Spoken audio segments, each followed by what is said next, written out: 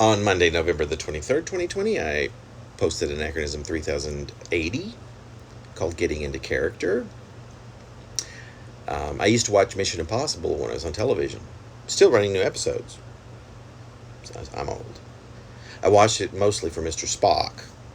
At 6 or 7, I was already a Trekkie, and it was a very odd sort of thrill to watch him play a human, full human. As for the show itself, I don't remember much of anything else about it.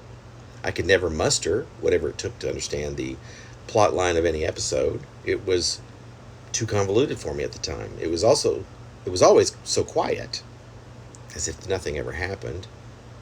And as if to make it even more sleepy, there was the awesome opening sequence filled with the adrenaline-inducing theme song, which, combined with the long-lit hissing fuse that was on screen, made me giddy with urgency and suspense.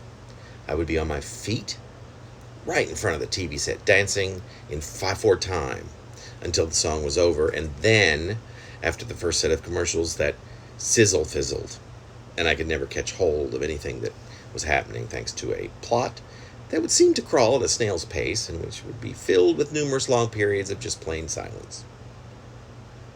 And so it then became, for me, a show about trying to watch it long enough to catch Leonard Nimoy's round-eared human character. And when I did last that long, I would always find myself a bit let down on this totally different show, which was decidedly not a Star Trek alternate universe. His character made me skeptical towards Spock. It defied my tiny-headed logic. How could he, after all, betray the crew of the Enterprise by being on this summarily mundane show? How could he betray Vulcan by totally denouncing that half of his heritage for a human that was so cruelly boring, except for his laugh, which would erupt suddenly with some regularity, and which would give me such a case of the heebie-jeebies. It was so freaky that it was difficult for me to watch, and yet from which it was even more impossible to look away.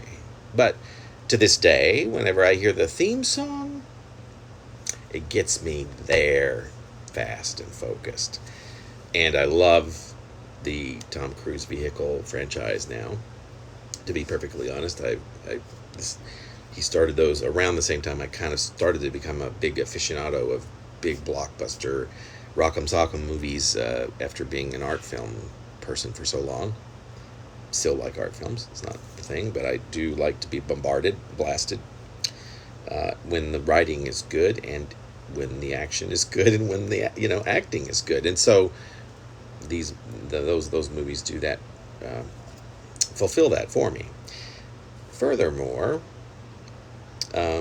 this makes me think, now that Spock has gone out and become Zachary Quinto and not just Leonard Nimoy, and now Ethan Peck, the grandson of Gregory Peck on Strange New Worlds, a wonderful Spock, if you ask me. I think that show is so far it's fantastic.